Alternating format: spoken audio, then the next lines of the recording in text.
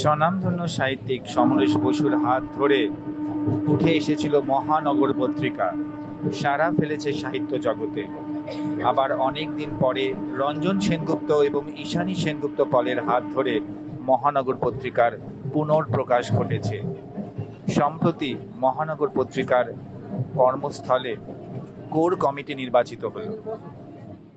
আমরা পেয়ে গেছি দুই কর্ণধার ঈশানী সেনগুপ্ত পল এবং রঞ্জন সেনগুপ্তকে। রঞ্জনবাবু, যদি বলেন আজকের এই জেনারেল মিটিং এর মুখ্য এজেন্ডা। আমাদের মুখ্য এজেন্ডা ছিল আজকে একটা কমিটি ফর্ম করা। আমরা কমিটি ফর্ম করলাম। এই কমিটির মধ্যে দিয়ে আমরা আগামী দিনে এগিয়ে যাব, সেই প্রতিজ্ঞা আমরা বদ্ধ হলাম আর কি। এখানে আমাদের সমস্ত সদস্যরাই রয়েছেন, সদস্যরা। ঠিক আছে, একটু যদি ঈশানী ম্যাডামকে রিকোয়েস্ট করবো যদি কমিটির সকলের নামটা পড়ে দেন। আমাদের সাংস্কৃতিক পদ যিনি আসলেন তিনি হচ্ছেন ভাস্কর ভট্টাচার্য। নমস্কার।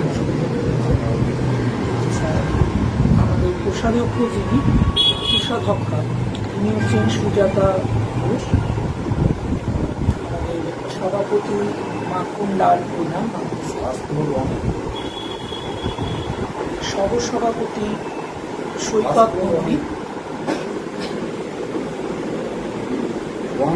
আমাদের সম্পাদিকা অনিন্দিতা দেবনাথ।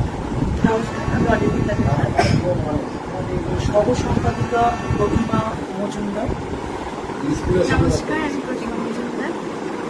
আমাদের সহ সম্পাদক সমীর ভট্টাচার্য। নমস্কার। আমাদের কার্যকরী সম্পাদক সুরজিৎ মুর্মু। স্বপ্না প্রামাণিক রয়। নমস্কার।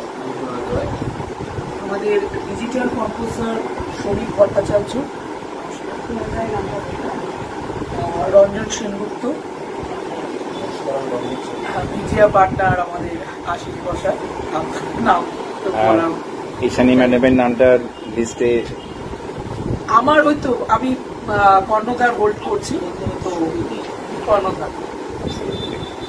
আচ্ছা, আপনাদের নেক্সট ম্যাগাজিন কবে আসছে? খুব সুন্দর একটি ম্যাগাজিন 1 মাস আগে আমরা উপহার পেয়েছিলাম।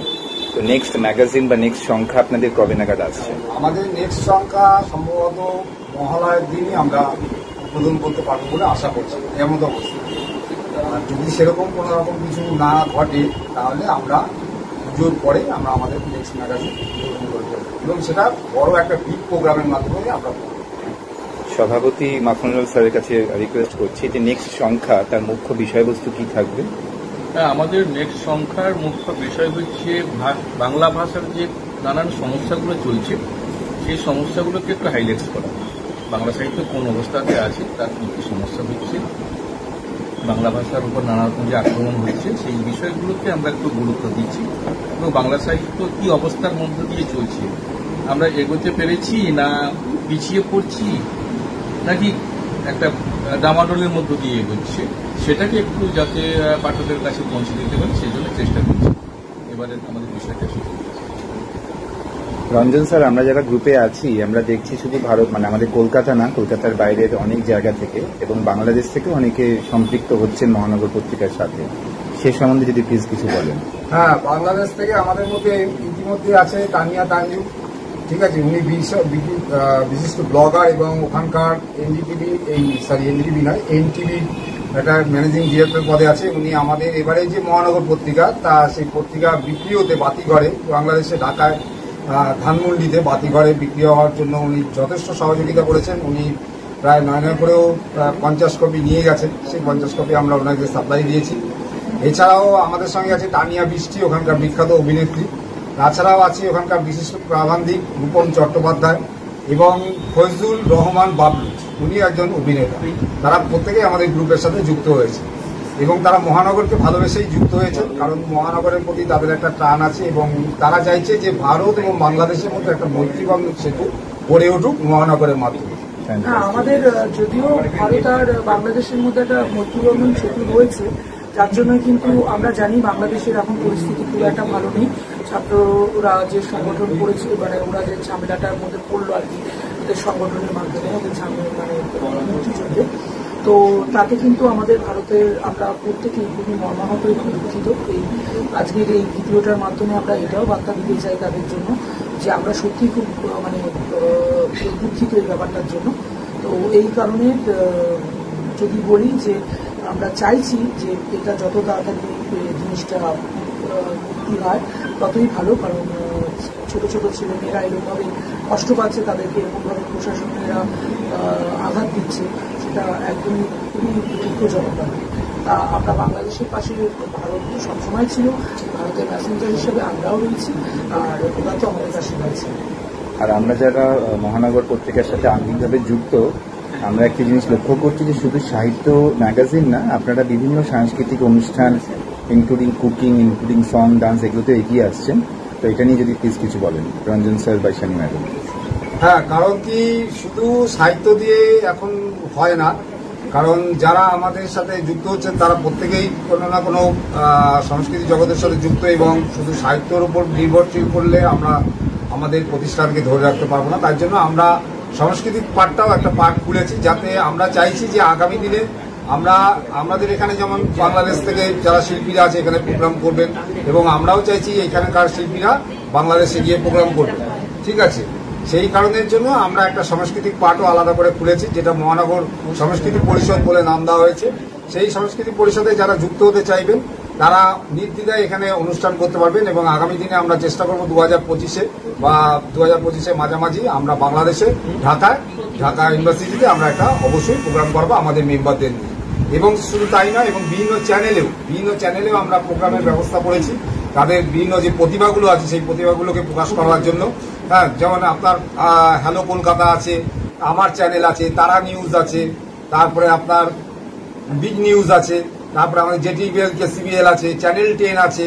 এরকম প্রত্যেকটা চ্যানেলেই আমাদের যাদের প্রতিভা আছে, যাদের মধ্যে প্রতিভা আছে, সেই প্রতিভাগুলো যাতে ফুটে ওঠে সেগুলো আমরা আমাদের প্ল্যাটফর্মের মাধ্যমে তাদেরকে হেল্প করব এবং সহযোগিতা করব, এটা আমরা চাইছি। এইভাবেই আমরা আর কি সমাজে বলে না যে এইটাও একটা সেবামূলক কাজ, তো এইভাবেই আমরা এগিয়ে যাব। এক একজনের তো এক এক রকম মেথড হয় এগিয়ে যাওয়ার, তো আমাদের এগিয়ে যাওয়ার মেথডটা এরকমই যে আমাদের যে ছেলেমেয়েরা আছে, ছোট ছোট ছেলেমেয়েরা থেকে শুরু করে যারা মানে অনেকটা বয়স্ক থেকে শুরু করে যারা এইসব মধ্যে রয়েছে কিন্তু তারা তাদের প্রতিভা ফুটিয়ে তুলতে পারছে না, তারা আমাদের এই পত্রিকার সাথে যুক্ত থেকে এই নিজেদের প্রতিভাগুলোকে ফুটিয়ে তুলুক এবং নিজেদেরকে সমৃদ্ধ করুক। আমি রঞ্জন স্যারকে রিকোয়েস্ট করবো আজকে যারা যারা এসছেন একবার যদি নামগুলো আরেকবার বলে দেন। একদম আমরা এখান থেকে শুরু করছি। আচ্ছা, আপনিই বলুন ম্যাডাম। আমি অনিন্দিতা দেবনাথ, আমি মহানগর পত্রিকার সম্পাদিকা পদে রয়েছি। আমি সুজাতা ঘোষ, আমি মহানগর পত্রিকার কোষাধ্যক্ষা পদে আমাকে আছে তারা সম্পাদিত। আমি শিল্পী বিদা, আমি মহানগর পত্রিকার সাথে যুক্ত আছি মেম্বার। আমি সঙ্গীতা বসু রায়, আমি মহানগর পত্রিকার সদস্য, কোর কমিটির মেম্বার।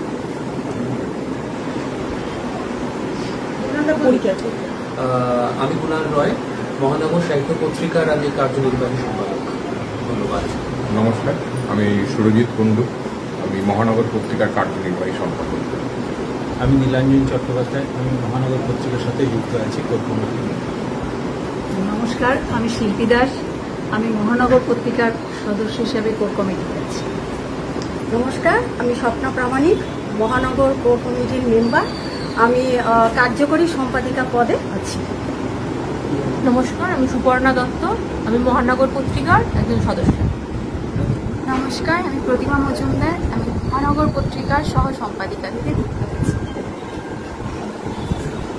নমস্কার, আমি সৈকত নন্দী, আমি আছি মহানগর পত্রিকার সহ সভাপতি হিসেবে।